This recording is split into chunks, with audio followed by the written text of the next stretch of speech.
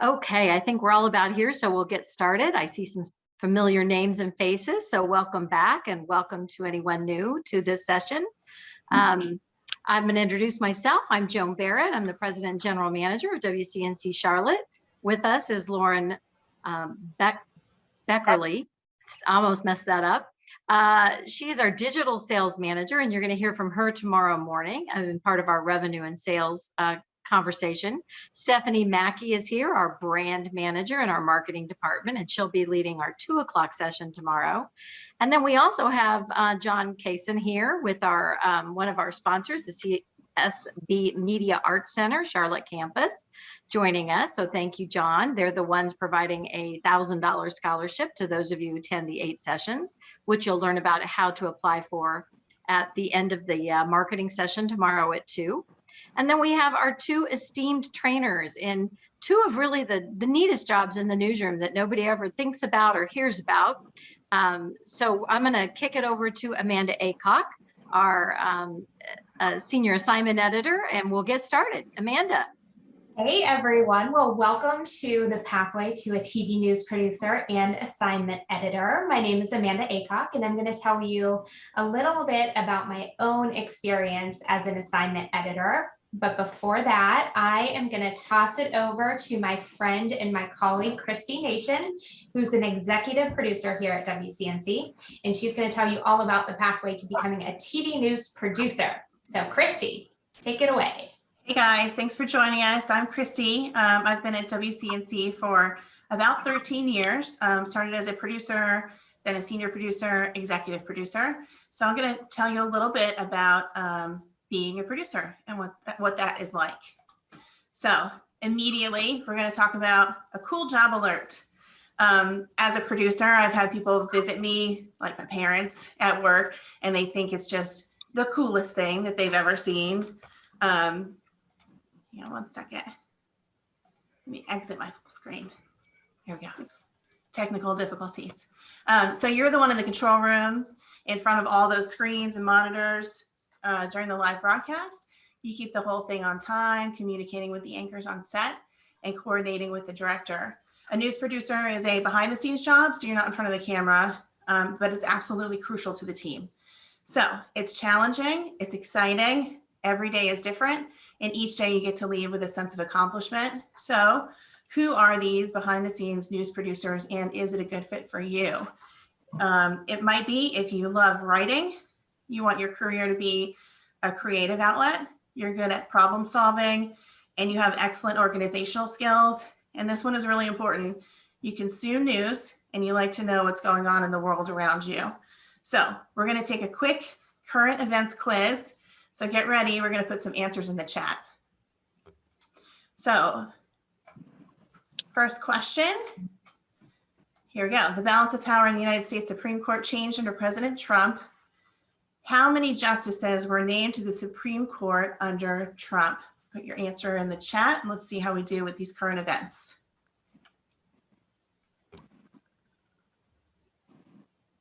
Get some answers here. 3, 2. What do you guys think?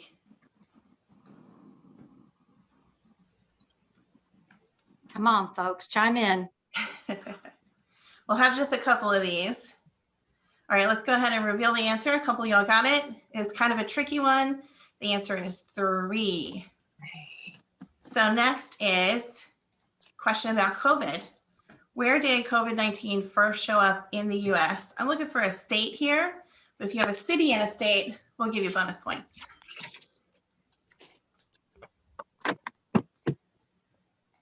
We got a New York, a Washington. No Googling.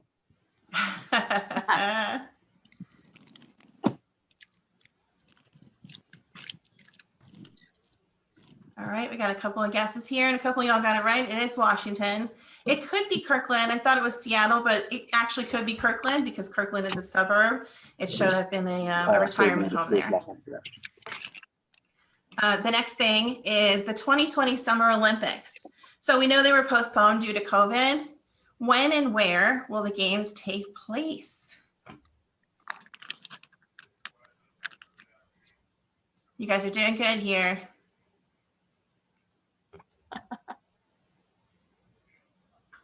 Oh my gosh, Jacob, that is very specific. And correct. They are going to take place in Tokyo, and the opening ceremonies are on July 23rd. And by the way, you can watch the games here on WCNC Charlotte. We're very excited about that. Just a couple more questions for you guys, okay? This one is about that super cool volcano that I'm sure you've seen some video of in March of 2021. This long dormant volcano erupted for the first time in 800 years. Throngs of people showed up hoping to get their selfie with the volcano. Where is the volcano located? What do we think? Hawaii, that's a good guess. Anybody else?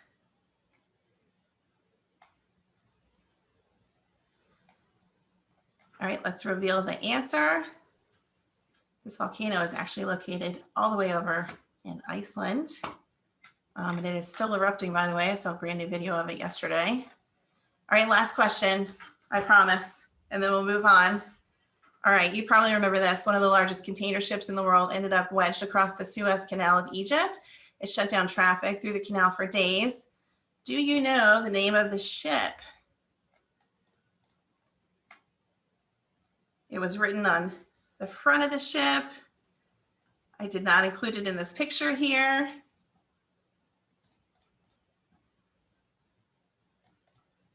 Nobody, no guesses. Okay, so the name of the ship was the Ever Given. You probably saw on the side of the ship, it said Evergreen in really big bold letters. Evergreen is actually the name of the company, and then Ever Given was the name of the ship. So the whole point of this is if you did pretty well in the quiz, then odds are you like to read, watch, and consume news. So as a news producer, you would do that before, during, after your shift, so you're prepared and informed. So let's talk about your typical day as a news producer. So it's not an office job, even though you work kind of in an office setting, but there's really no typical day in terms of content. So each day is different. It brings its own set of challenges and also opportunities to inform the community and make a positive impact, because that's really the mission here. So your role in the newsroom, information, video, it's coming in from all these various sources, and it's your job to sort of cut through all that as it comes in, decide what's important, decide where to place it in your newscast, and write broadcast copy. We call those scripts. So let's talk about a little bit about the information, and Amanda's going to get into a lot more of this. So I usually check Twitter, the local newspaper website, our mobile app, just to see what we're up to, as well as the competitions. I check Google News. These are external sources that are not necessarily confirmed. So you would either have to credit these sources or confirm them yourself, or ask somebody on the assignment desk, like our friend Amanda, to confirm them for us.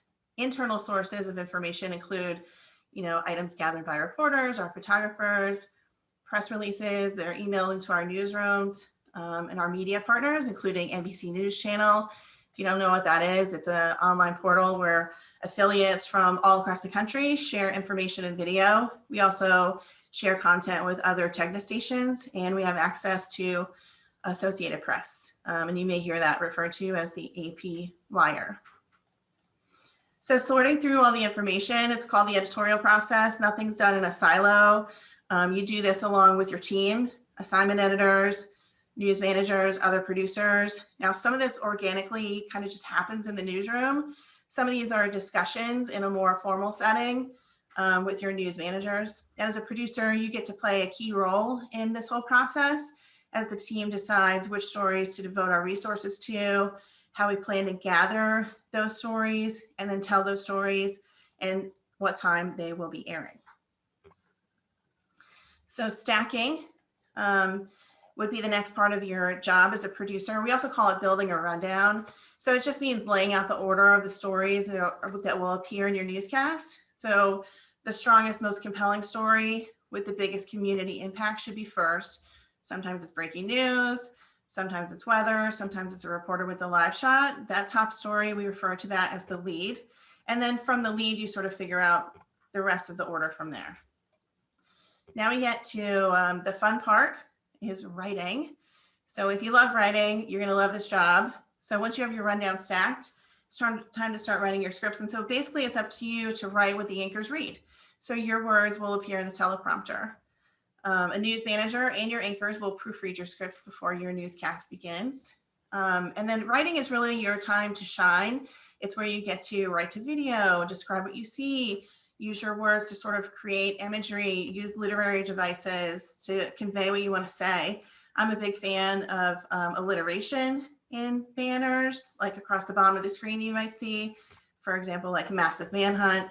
Be conversational and tell the news as if you're explaining it to your next door neighbor or a classmate. And because television is a visual medium, you'll choose and create graphics and video to enhance your presentation. At the end of the day, you get to booth the newscast. It's the most exciting part. So the news business has some serious deadlines. If you're producing the 6 p.m. newscast, 6 p.m. is going to roll around and happen right on time, whether you're ready or not. Okay, so this is a quick video. This is the rundown. It is stacked. You see a timing bar. You can see the clock is ticking down at the bottom here. No issues tonight. Aisha is in the middle of her weather forecast, and I am timing her. So that's our IFB panel, and you can see that I gave her a 1-minute cue. So that means she has about 1 minute left. So it's really important to keep your newscasts on time. And I'm talking to the second, because when the 6 p.m. newscast is over at 6:30, that time again is going to roll around right on schedule, whether you're ready or not. So that's basically the culmination of your day right there in the booth. So the newscast is over. You get to decompress for a moment because sometimes it can be a little intense, but you get to leave and know that you made a difference and helped inform your community and connected people with the resources and information that they need, because that is, after all, the mission. So a career path for a producer can look like this, although every person's journey is different. Entry level would be an associate producer or writer, where you assist the producer of the newscast with writing, and then you learn all the basics. Mid-level, you're a newscast producer. You get to be in charge of your own newscast. Senior level, you're executive producer. You sort of oversee all of the newscasts on a given shift. For example, our morning show EP, she manages 2.5 hours of news beginning at 4:30 a.m. So in this role, you're a mentor and typically the direct manager for the producers that you're working with. And then from there, you can ascend to the executive level, assistant news director, even news director, if you aspire to do that. And these positions look at the overall product from sort of a broader perspective. Some producers, of course, decide to work on the desk, some move into digital producing, and your journey can be unique to you. So if you're interested in pursuing a career as a news producer, and these are a couple of things that you can do to get started right now and prepare yourself. Write for your school newspaper, start a journal, start a blog. Get used to sort of organizing your thoughts and putting them down on paper or whatever kind of medium you choose. And choose a major that aligns with your career goals. Obviously, if you want to be a producer, that would be journalism, broadcast journalism, mass communication. And remember to consume a lot of media, stay informed on current events. And a good way to do that is to start being aware of what's happening locally and download the WCNC Charlotte mobile app for your smartphone and turn on notifications so that you're aware of what's going on in the community. With that, I will toss it to Amanda to talk about the assignment desk. Well, again, welcome everyone. My name is Amanda. I've worked in broadcast news since I graduated from college, which was a very long time ago. And I've worked in many different facets within the newsroom, but I haven't enjoyed a role as much as I do the one I'm in right now as senior assignment editor at WCNC. So let's get started and talk about what this job entails and why this role is so critical in the overall function of a newsroom. So when I'm talking to people outside of news, they're usually very fascinated that I work for a local TV station, kind of like what Christy was saying. They think it's so exciting. Their first question is, oh my goodness, are you on air? Do you produce? Are you a photographer? Are you a writer? And I say, no, no, no, no, no. And they say, well, what do you do? And I tell them I'm an assignment editor. And they kind of look at me and they have a blank stare and they say, well, what exactly does that do? And I say, everything. So this is a very difficult question to answer because an assignment editor does not have an easy job description because we truly do so much. And in fact, narrowing down this presentation to the top 5 things was extremely challenging, and it's still not a complete list. So maybe that tells you how important an assignment editor's job really is. So without further ado, let's hit those top 5 tasks. So the number one thing for an assignment editor is breaking news, right? So what's cool about being in this position is that you're often the first to know things. You're literally the ear from the outside world into the newsroom. So how do we get this breaking news? The first is the use of our scanner system. And I'm going to have Stephanie give you a little sneak peek at what that sounds like for those of you who aren't familiar with it.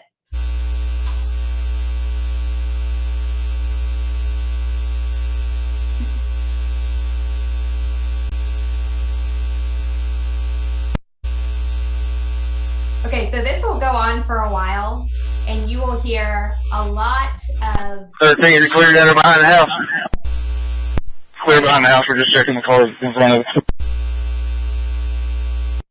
So you'll hear a lot of beeps and talking, and to some people that's a lot of noise, but to an assignment editor, that's our job. So scanners are feeds. They're real-time communication between first responders.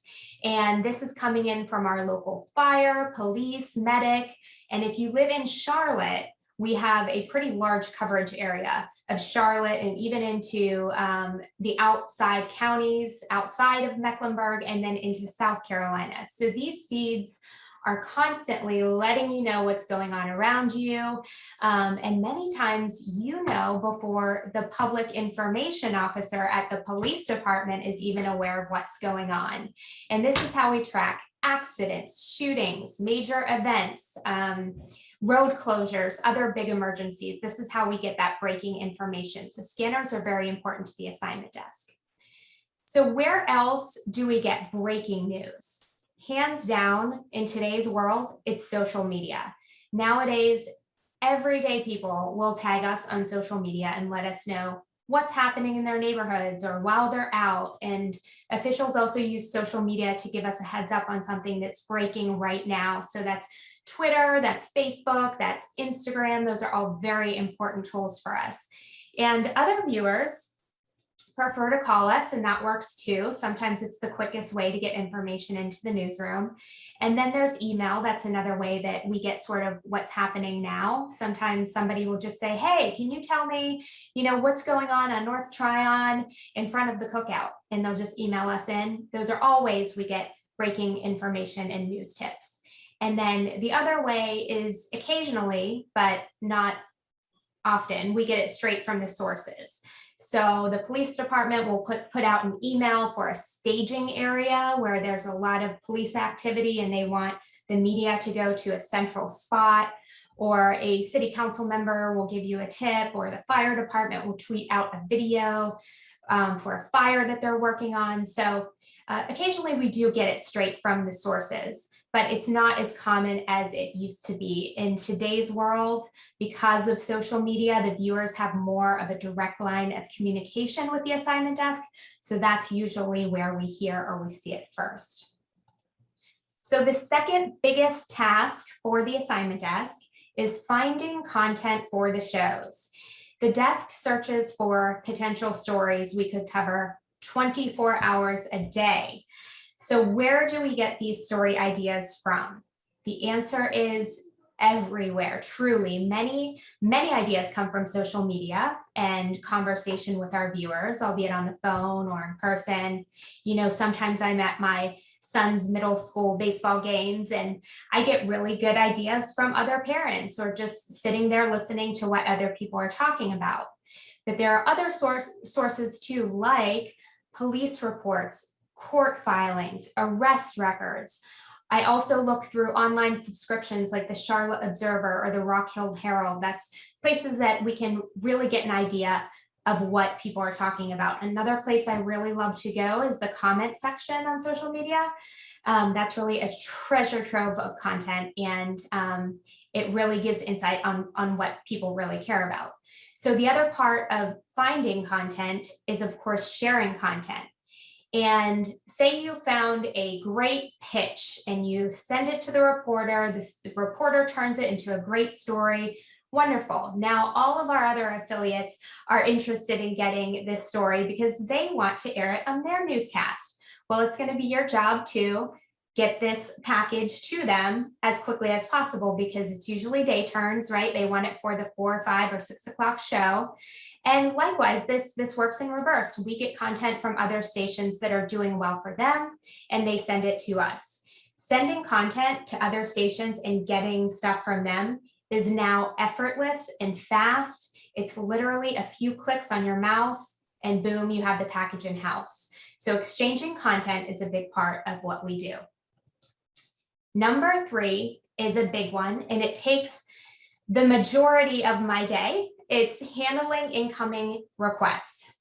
So not only do you get requests from other stations and affiliates from all over the US, but literally everyone in the news station will request something from the desk at some point during the day. That's reporters, producers, managers, digital team, photographers, editors, directors, everyone. So here's just a sample of some things that you might be asked at any random time during the day. Amanda, can you Nexus Matt Smith for us? Hey Amanda, did you credential WCNC for the NASCAR race this weekend? Hey Amanda, we need a lead tonight. Hey, can you request that vaccine package from WLTX? So that's literally how I feel almost every day of my life, multiplied by 50, and you'll get an idea of all the random requests being asked of an assignment desk editor. Some of these requests include looking up police reports, pulling federal lawsuits, doing background searches, logging press conferences, getting people credentialed, getting autopsy reports, filing for 911 calls, getting camera requests into the judge for a courtroom appearance. These are just some of the logistical things that happen on an everyday basis, and the assignment desk really takes the lead on handling all of those. Another big thing are contacts. So, one reporter needs a beekeeper, another reporter needs Governor Cooper's press secretary contact. So our mental Rolodex is quite expansive, and reporters will use our contact list daily. The number 4 task of an assignment editor on my list today is planning. This can be as simple as deciding what reporter will cover a press conference the following day, to as complicated as planning out election coverage several months in advance, or weather coverage plans for the following day. It's not just assigning a crew, but it goes all the way down to who takes what vehicle and what live gear will be with that reporter for those big coverage days. Being organized is a big plus for an assignment desk editor, and planning is a key part of our day. And the last big task is communication. This is both a skill and a task, quite frankly. You are literally the lifeline of information for everyone from digital and newscast producers to editors, photographers, reporters. You're in constant communication with people via Slack, text, phone, you name it, we are using it. But you're also the first line of communication for every viewer that calls into the station with a frustrating comment, every official out there in which the media is the last person they want to speak with. So you need to have communication skills that sort of adapt to a wide variety of callers with a wide range of emotions. Some people are thrilled to talk to us, and then others, we need to kind of pull their teeth to get any kind of information from them. And yet others just seem to take out their frustrations on whoever picks up the phone first.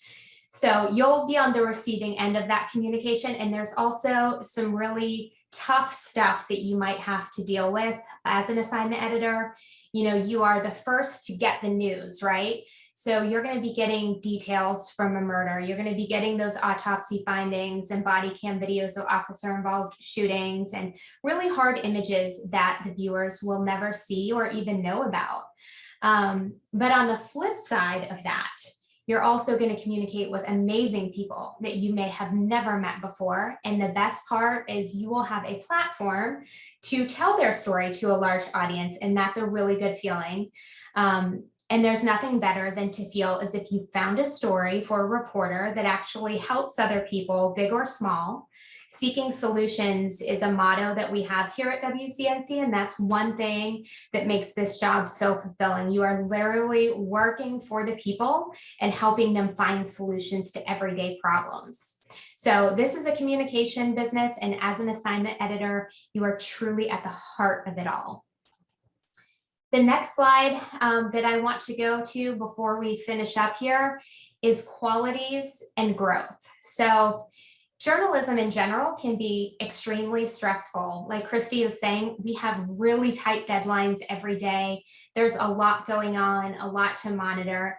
And at the end of the day, our product is information. So being able to gather it effectively and get it where it needs to go instantly is ultimately what an assignment editor excels at. So being organized with good time management skills can help you excel. If you're a person that loves excitement and loves talking to people, if you're someone who is curious in nature and loves to sort of be in the know, and you have a strong news judgment, this might be the right job for you. This is also a launching pad for awesome managerial positions within the newsroom. An assignment editor can grow very nicely into what we call a managing editor, and then to an assistant news director and beyond. Nowadays, we have such a strong collaboration with the digital team that there are two ways that an assignment editor can go. You can also be more of an assignment desk digital editor, move to a digital executive producer position, and you can ultimately become a digital director. So both paths are, it's a launching pad for really cool positions within the newsroom. There's a ton of growth and opportunity in this job. So I will end it by saying, a news director in Pittsburgh, Pennsylvania once told me that, show me a good assignment desk and I'll show you a winning newsroom. I believe that to be very true. So I hope you enjoyed this presentation for both assignment desk and TV producer. And at this time, I know we would all love to hear from you and open it up to questions for either myself or Christy. Questions, comments, anything you guys want any more information about, we are here. I think great job, Amanda and Christy. Thank you. Thanks. These are great jobs, guys. And they do have a lot of upward mobility often. And their job, but all three jobs I've had, producer, EP, and assignment editor. So they're critical to a newsroom and what happens. So questions, I think you guys have all been on one of these, but you'll put your questions in the chat. Say, I'd like to ask a question, or post your question, and our Miss Stephanie will facilitate the Q&A section here with our trainers.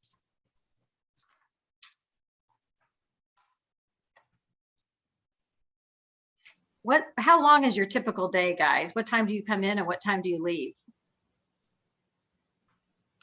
So for me, it kind of depends on if I'm doing the 6 or if I'm doing the 11. Currently, I'm on the 11, and so I'll come in at 2:30, prepare for our 3:15 editorial meeting, and then work all the way through 11:30. Okay, Amanda? Yeah, so the assignment desk has 3 shifts typically. There's an AM shift, and they usually get here about 4 o'clock in the morning, maybe a little bit before. Dayside, which I am, usually gets here about 8:45 to prepare quickly for that 9 o'clock meeting. And then we have nightside, and they usually come in about 3 p.m. I see a good question here from Shayla about how do you stay calm when breaking news comes in? That is a very good question. I mean, obviously there's going to be an adrenaline rush at first. You need to sort of like take a breath, get with your team, and figure out, work through the logistics of how it is that you're going to cover this breaking news. And the assignment desk plays a big role in this. At that point, it depends on how big the breaking news is, but it can be all hands on deck. Everybody sort of drops what they're doing, and everybody has their own assigned role to get the breaking news on the air. We have a question from Jacob. Go ahead, Jacob. Hi, so this question is for Christy. When there is breaking news, how do you decide whether or not it's important to put it in the show?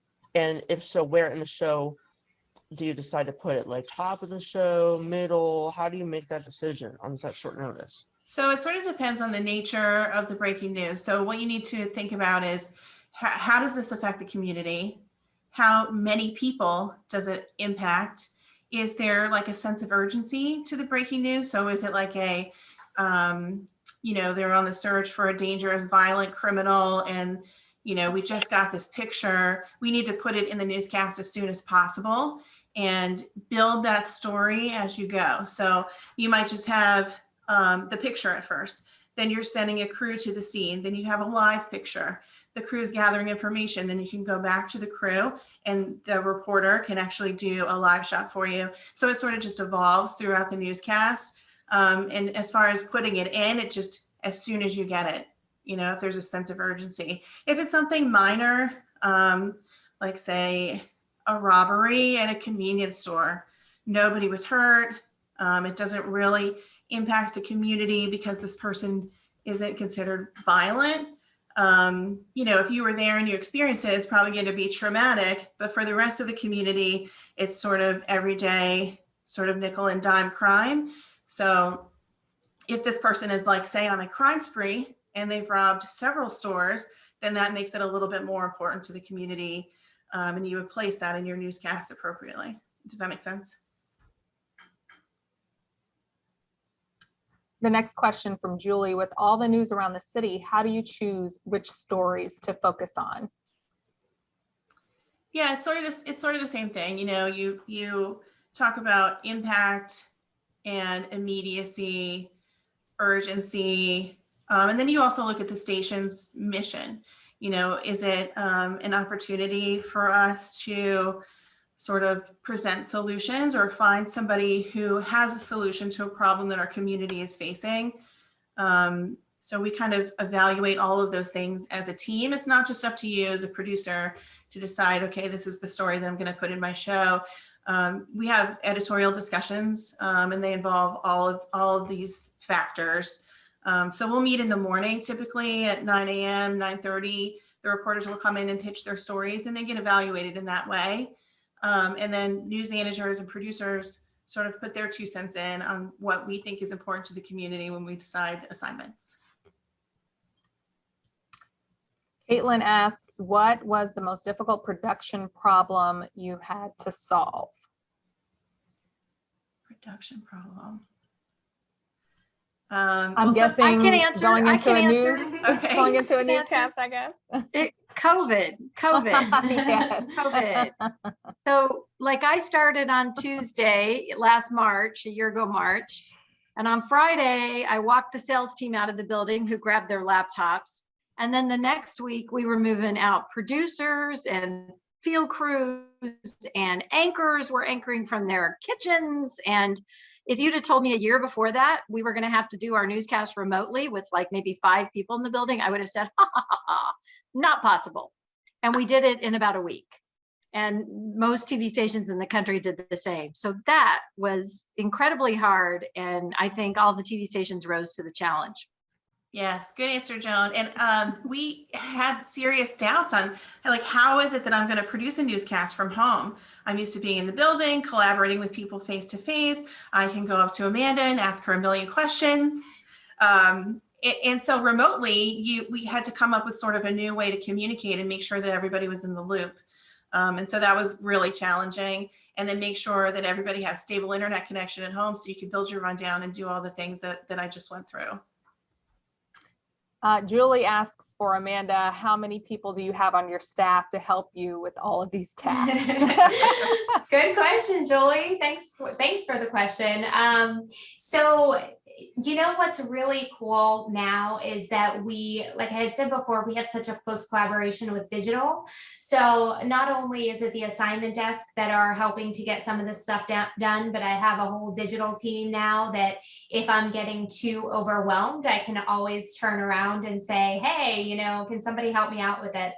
But I would say, you know, in terms of day side, you're always going to have one or maybe two people that can help you out if you're slammed. And there are days when you do need that help. So thanks for the question, Joey. All right, the next question is about the producer in residence program, and I'm just going to share that for those that may not have seen it on our other session. So this is a really cool program Tegna has, and it's a multi-platform producer development program. You've probably heard me say in these sessions that we always need producers. Producers can get jobs out of college. And if your heart is set on being an MMJ or reporter, it might be that if you go to a small market, you might be able to work into one of those jobs, unless you're a really great producer, and then they won't let you move. But I started on air, and then I ended up migrating off air to producing, and then executive producing, et cetera. So what this is this year, 40 college graduates were placed in 20 Tegna stations, and we are starting 2 of them June 1st. And they're 2-year assignments. They're basically jobs. They will be an employee of our station for 2 years. We commit to that. A lot of it will be a training time. And as jobs open up in our newsroom, if they seem qualified, capable, ready for it, they will be considered for those openings and positions. What I'm told, this is the first time I think WCNC has participated in this, that most of these young people have jobs before their 2 years are out in their newsrooms they've been assigned to. It is possible at the end of 2 years, if you haven't gotten a job, you then kind of are first up to be in consideration for jobs at other Tegna stations. So then you might relocate to another Tegna market. Unfortunately, we don't have an FAQ page built. They're working on that right now. What I can tell you is the next application period will open in the late October and runs through April. And you basically go on and apply for those positions, producer in residence positions. So check the Tegna Jobs website. This is intended for rising seniors or people ready to enter the job market next summer. So the summer of 2022. And how do you get in? I really don't know. I can't give you any tips other than fill out your application well, don't misspell anything, complete it fully, those kinds of things, because I'm sure that gets you dinged right away. I think some of it depends on how many apply and how many of our stations participate, right? So this year we have 40 because we have 20 stations. All right, the next question from Shayla. Have you developed bonds with your coworkers that allowed for your job to become easier in some way? Yeah, I guess that would be for both of you. Absolutely. Yeah. Chrissy and I have been working together now for, I want to say 6 years. I think the more that you work with somebody, the more comfortable you obviously become with that person.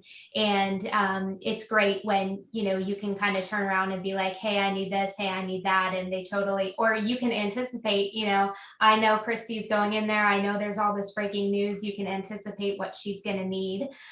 So yeah, it's always great to have those bonds with coworkers. Yeah, 100%. I agree. And also too, when you're facing challenges like breaking news, it brings you closer together when you face a challenge together and you can accomplish that and then look back at each other and give each other a high five and say, yes, we did that. So it definitely creates bonds within the newsroom for sure. It feels like a family environment. And then one thing too that Joan pointed out I wanted to bring up is once you're trained as a producer, news producers are really in demand. You will always find a job as a news producer. And Tegna is a great place to look. We have stations in, 62 different markets, Joan? Something like that. So you could pretty much work wherever in the country you want to. All right, Jacob, you had another question for Christy.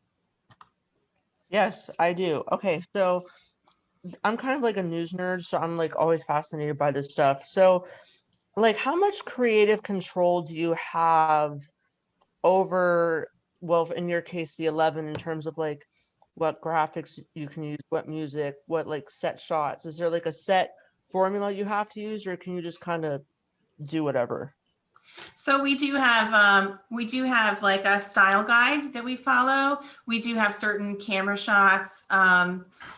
Actually, I think I have a style guide with me. So, you know, you can't just go all willy-nilly and do whatever you want to, but there is a little bit of room to be creative. So you do have like camera shots that are already set for you that you would want to follow. We have certain rules when it comes to like banners and making supers and stuff like that. Actually, this one is dated, but I could show you a little bit. Like, can you see this? So we have, oh, you can't see it. My background's messing with it. So we have basically a book that shows you what camera shots are available. And sometimes it's kind of cool. We can have a handheld camera operator in the newsroom, or we could put them in the studio, and you can kind of move anchors around and get a little bit more creative with your shots. We have like a touch screen where the anchors can go and like show a PowerPoint presentation and like literally interact with the screen and stuff. So there's some cool things that you can do. Writing is where you can really show off and be creative, and you do get to create your own graphics, but again, there's a consistent look that we're going for. So there's a certain graphics package that you work within, and then like a certain font and things like that. That's really cool. Thank you. All righty. What's the reason for the high demand for news producers? That's from Matthew. That is a good question. Well, news producers are essential to the newsroom. You're going to have at least like 12, 15 producers per station.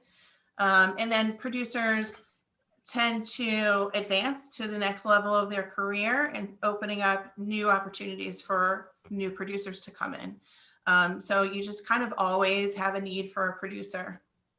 I think we have. Part of it is, Christy, that people who go to college and think they're going to go into the journalism program think about being reporters.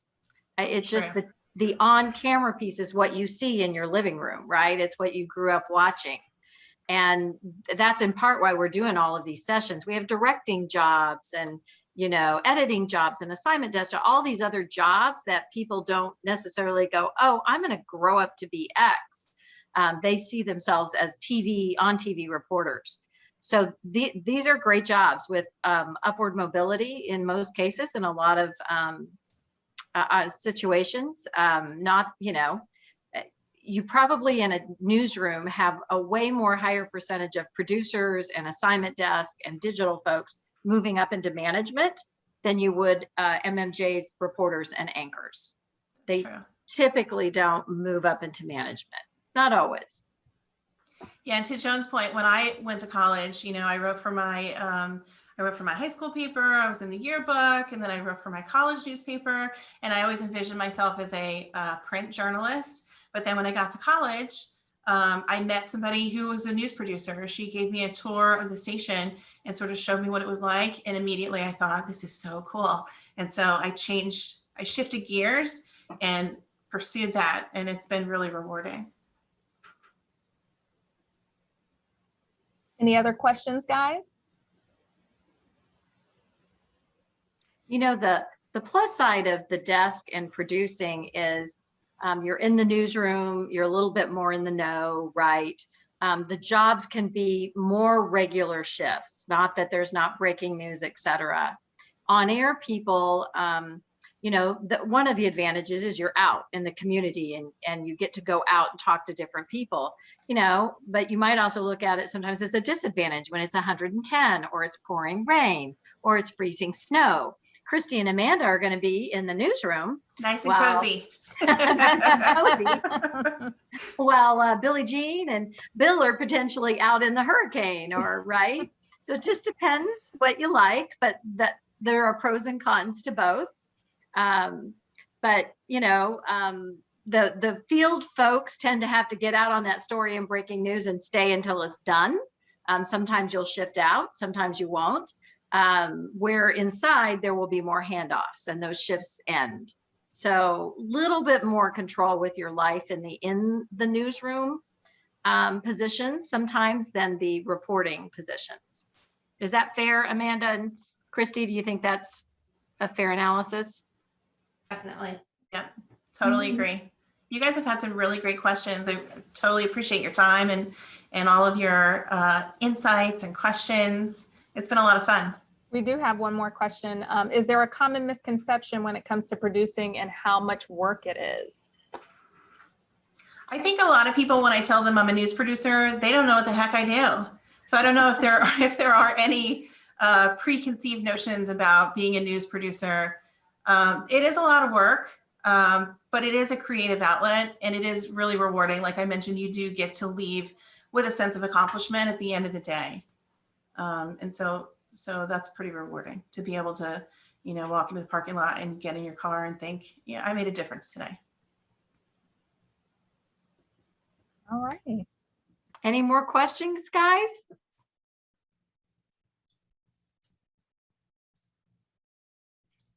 Okay, well, good questions.